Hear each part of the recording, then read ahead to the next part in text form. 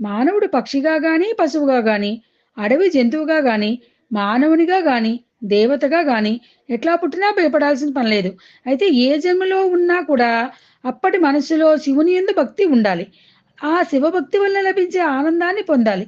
ఆ విధంగా భక్తిని, ఆనందాన్ని పొందిన జీవుడు ఏ విధమైన జన్మనెత్తినా మోక్షాన్ని పొందుతాడు.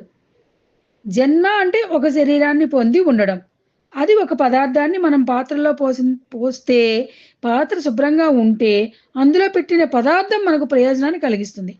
మనకు ఉపయోగపడుతుంది. అట్లాగే ఈ శరీరం అనే పాత్రలో భక్తి అనే పదార్థాన్ని కనుక ఉంచినట్లయితే అది ఎటువంటి శరీరమైనా పరమేశ్వరుని అనుగ్రహానికి మనల్ని పాత్రలు చేస్తుంది. శ్రీకాళహస్తి క్షేత్రానికి ఆ పేరు తెచ్చినవి పాము, సాలీడు, ఏనుగు. శరీరాల్లో భక్తితో ఉన్న జీవులే కదా అవి. అంటే భగవంతుని సేవకి జాతి భేదం లేదు. అందరూ ఆయన సేవకు అర్హులే.